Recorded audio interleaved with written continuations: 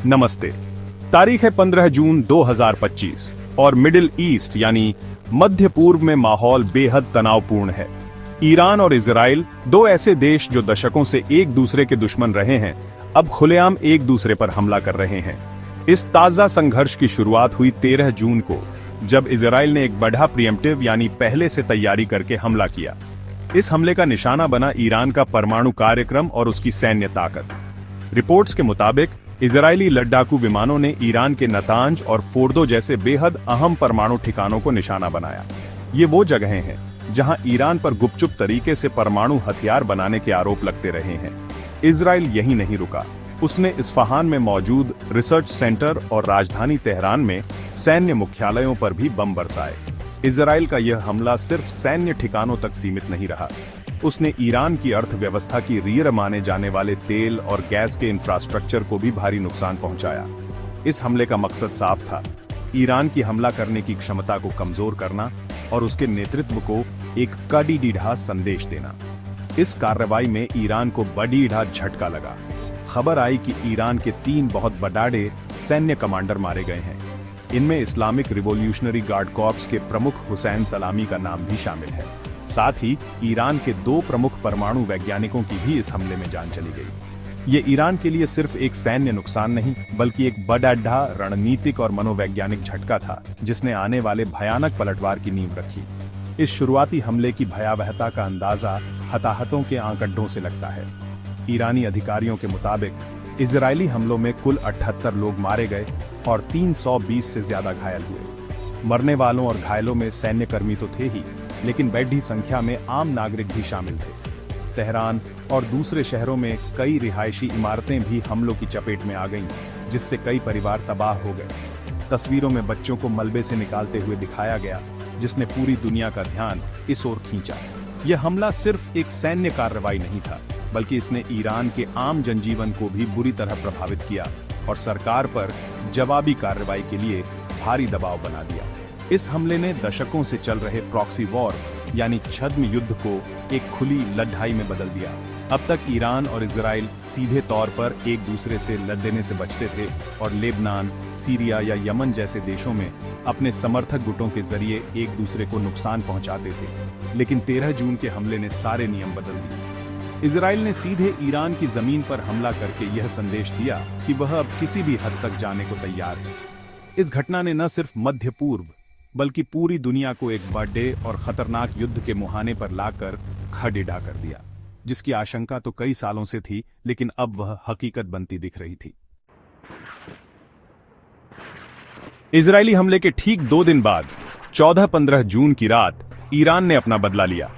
Iran ने इस operation को ऑपरेशन सिवियर पनिशमेंट यानी कठोर सजा का नाम दिया। इस जवाबी कार्रवाई में ईरान ने अपनी पूरी मिसाइल और ड्रोन ताकत झोंक दी। सैकड़ों बैलिस्टिक मिसाइलें और 100 से ज्यादा अत्याधुनिक ड्रोन इजराइल की ओर दागे गए। रात के अंधेरे में आसमान मिसाइलों की रोशनी से भर गया। ईरान का मकसद सिर्फ सैन्य ठिकानों को निशाना बनाना नहीं था, बल्कि इजराइल के बड़े शहरों में खौफ पैदा करना भी था। इस हमले ने इजराइल समेत पूरी दुनिया को सकते में डाल दिया, क्योंकि यह ईरान की तरफ से अब तक का सबसे बड़ा और सीधा हमला था। ईरान के इस हमले का असर इजराइल के कई बड़े और घनी आबादी वाले शहरों पर पड़ेगा। राजधानी तेल अवीव, हाइफा, बैटयाम और रिशोन लेजियोन जैसे शहरों में देर रात तक धमाकों की आवाजें गूंजती रहीं और एयर रेड सायरन बजते रहे। लोगों को बंकरों और सुरक्षित जगहों पर छिपने के लिए भागना पड़ा। कई मिसाइलें रिहायशी इलाकों में गिरीं, जिससे घरों और इमारतों को भारी नुकसान पहुंचा। शुरुआती रिपोर्ट्स में कम से कम 3 लोगों के मारे जाने की पुष्टि हुई, जबकि कुछ अपुष्ट खबरें यह संख्या 6 से 8 तक बता रही थीं। 200 से ज्यादा लोग घायल हुए, जिनमें कई महिलाएं और बच्चे भी शामिल थे। आम इजरायली नागरिकों के लिए यह एक खौफनाक रात थी, जिसने उन्हें युद्ध की सीधी आंच महसूस कराई। हालांकि इजराइल इस हमले के लिए पहले से तैयार था। उसके विश्व प्रसिद्ध एयर डिफेंस सिस्टम आयरन डोम ने अमेरिकी पैट्रियट और THAAD सिस्टम के साथ मिलकर ईरानी मिसाइलों और ड्रोनों के एक बड़े हिस्से को हवा में ही नष्ट कर दिया। इससे एक बहुत बड़ी तबाही टल गई। लेकिन जो मिसाइलें इस रक्षा कवच को भेदने में कामयाब रहीं, उन्होंने काफी नुकसान पहुंचाया। इस हमले के तुरंत बाद इजराइल ने फिर से जवाबी कार्रवाई की और ईरान के air defence system, missile launchers और बचे हुए परमाणु ठिकानों पर दोबारा हमला किया। यह एक ऐसा चक्रव्यूह बन गया जिसमें दोनों देश एक दूसरे पर लगातार हमले कर रहे थे और कोई भी पीछे हटने को तैयार नहीं था। इस संघर्ष का मानवीय पहलू बेहद दर्दनाक है। सिर्फ ईरान और इजराइल ही नहीं, बल्कि आसपास के इलाकों में भी इसका असर देखने को मिला। यमन से दागी गई एक मिसाइल के छर्रे वेस्ट बैंक के हेब्रोन शहर में गिरे, जिससे 3 फिलिस्तीनी बच्चे घायल हो गए। यह घटना बताती है कि जब 2 बड़ेडी ताकतें एलईडी आती हैं, तो उसका खामियाजा उन आम लोगों को भी भुगतना पड़ता है जिनका लिल्डे दहाई से कोई सीधा लेना देना नहीं होता। दोनों तरफ के नागरिक डर के साये में जी रहे हैं। घरों पर मंडराता मिसाइलों का खतरा, लगातार बजते सायरन और अपनों को खोने का डर, यह अब ईरान और इजराइल के लाखों लोगों की रोजमर्रा की हकीकत बन चुका है। जैसे जैसे मिसाइलों और ड्रोनों का शोर बढ़ता गया, वैसे वैसे कूटनीति यानी डिप्लोमेसी की आवाज दबती चली गई। इस संघर्ष के बीच एक बहुत बड़ी खबर आई जिसने शांति की बची खुची उम्मीदों पर भी पानी फेर दिया। अमेरिका और ईरान के बीच ओमान की राजधानी मस्कट में परमाणु कार्यक्रम को लेकर एक अहम बातचीत होनी थी। इस बातचीत का मकसद ईरान को परमाणु हथियार बनाने से रोकना और तनाव कम करना था, लेकिन इजरायली हमलों के बाद ईरान ने इस वार्ता को बेमतलब बताते हुए रद्द कर दिया।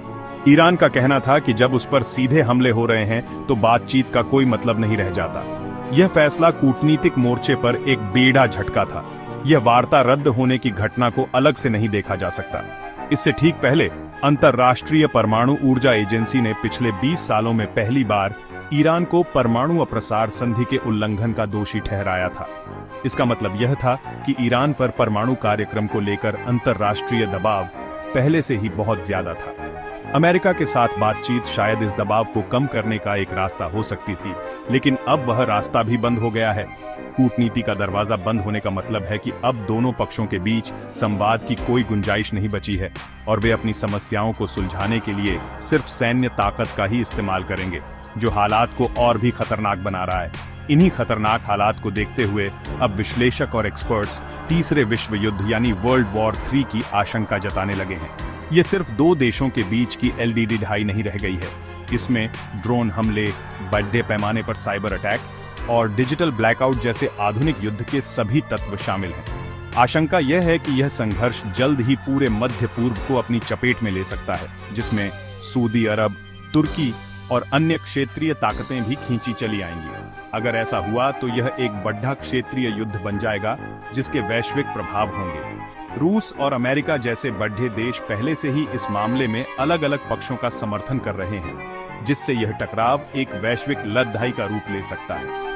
विश्व युद्ध 3 की बात भले ही अभी दूर की कौध ही लगे, लेकिन इसके संकेत साफ दिखने लगे हैं। जिस तरह से दोनों देश एक दूसरे के खिलाफ अपनी पूरी सैन्य क्षमता का इस्तेमाल कर रहे हैं और जिस तरह से कूटनीतिक रास्ते बंद हो रहे हैं, वह किसी बेडिड्ढे विनाश की ओर ही इशारा कर रहा है। यह एक ऐसा युद्ध है जो सिर्फ जमीन पर नहीं, बल्कि साइबर स्पेस में भी एलईडी ढा जा रहा है। यह एक ऐसा संकट है जो सिर्फ मध्य पूर्व तक सीमित नहीं रहेगा, बल्कि इसकी आग पूरी दुनिया में फैल सकती है। इसीलिए हर कोई डरा हुआ है और उम्मीद कर रहा है कि यह विनाशकारी सिलसिला जल्द से जल्द रुके, इससे पहले कि बहुत देर हो जाए। ईरान इजराइल संघर्ष की आग जैसे ही भड़की, इसका असर पूरी दुनिया पर दिखने लगा। सबसे पहला और सीधा असर पड़ा वैश्विक अर्थव्यवस्था पर। मध्य पूर्व दुनिया का सबसे बड़ा तेल उत्पादक क्षेत्र है। जैसे ही यहां तनाव बढ़ा, कच्चे तेल के बाजार में उथल पुथल मच गई और तेल की कीमतें आसमान छूने लगीं। भारत जैसे देश जो अपनी जरूरत का ज्यादातर तेल आयात करते हैं, उनके लिए यह एक बुरी खबर है।